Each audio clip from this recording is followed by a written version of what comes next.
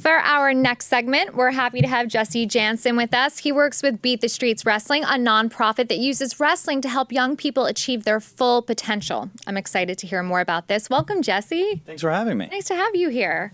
And I apologize. My intention was to bring a singlet for your son, and we couldn't find one small enough, so we're going to have to mail you one for yourself. So there you go. Oh, my. I'll think about it. First, how did you get into wrestling? Because you wrestled from a very young age. You wrestled at Harvard. You broke all kinds of records. You even were trying out for the Olympics. Mm-hmm. So you have quite the experience with the sport. Failed miserably at the Olympics, by the way. So, but the failure brought you to success anyway. Right. That's what I tell myself. So, yes, I started at a young age. My father was a passion of his. I started doing kind of all sports, liked baseball and soccer.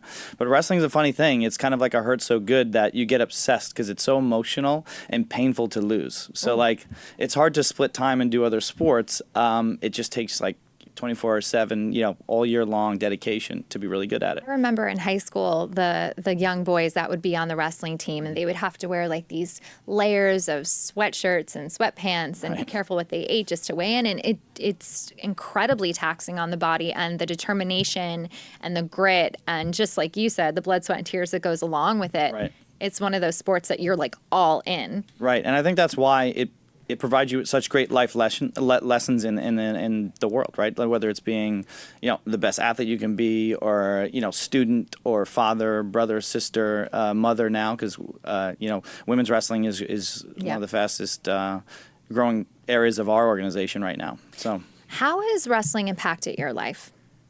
In every way possible.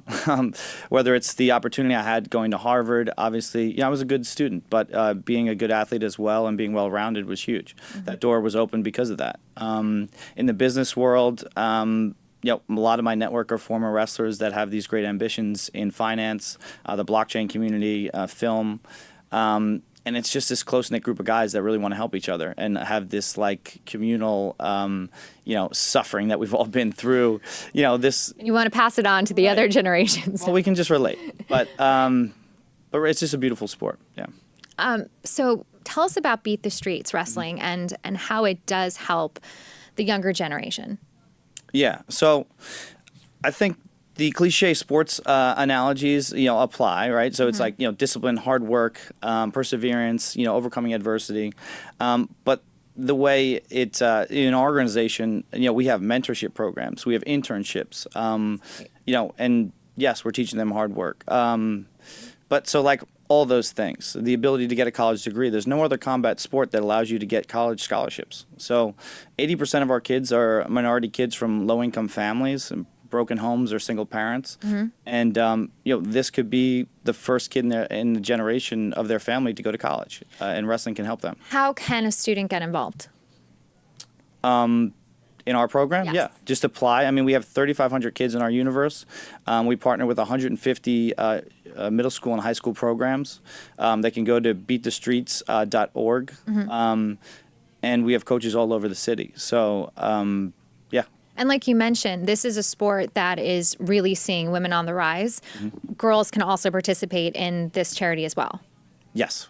So we have 5-6 years ago, we were kind of pioneers in that space. Mm-hmm. We had the first dual meets where there was just women wrestling women. This happened, there was wrestling for women years prior, but they were wrestling boys. So now we have our own, and this year will be the first year we have a girls-only state championships in New York State. So I think in our world, I'm trying to think the number of how many girls are in our programs right now, but it's hundreds. So it's groundbreaking. Yeah, especially this year. Yeah, and it's amazing how far it's coming. Yeah, it's been huge, and it's an Olympic sport. And again, there's college programs now, so that's one of the things we're most proud of. You've obviously worked with a lot of kids and seen them go through the program in the last few years. Was there one particular story, and I'm sure there's hundreds, but one particular story that really resonated with you? Yes, there are hundreds. Just the fact that these kids can get to practice, for example. They go an hour and a half on the subway, and they have to, against all odds, kind of get through this thing. When I was young, my parents drove me to practice. It took me 10 hours in a car to wrestle, some of the best kids. So we had so much more opportunity. But for example, Brandon Nunez was the first state championship in our program's history, and that, as far as the athletic accomplishment, was huge. That showed, 12 years of progress, coming from not really having anyone place at states to getting a state championship. We also had a kid graduate from Brown, Ahmed Al Saeed, and he's now in Brown Medical School. So these are the stories we want to share and we want more of. That's what it's all about. So. And how do you get the word out for these kids to participate if they're not online, if they don't know about it any other way? Do you do charity events or functions like that? Yeah, our biggest event is coming up May 16th. It's we're calling our benefit, which is in years past been a dual meet against the world's best wrestlers. USA versus Russia versus Cuba versus Iran. Wow. And we've done Times Square outside on the streets of New York City. We've in done those little outfits. Right, that's right. Luckily, it's spring and it's warmer. Excuse me. But yeah, so and it's just great branding and marketing for our organization to be outside in Times Square on the Jumbotron, having people walk by.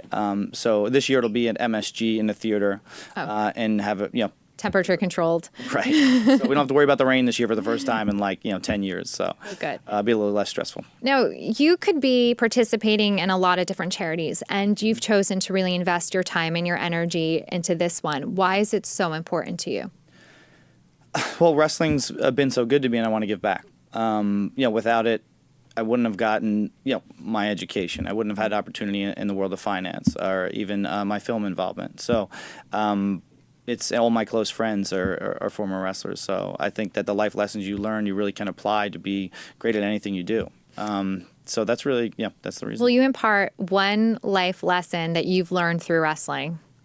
The juxtaposition of humility and confidence. That's the most important. That you can enter a room with just inner arrogance that's just unmatched, but also you've been at the bottom.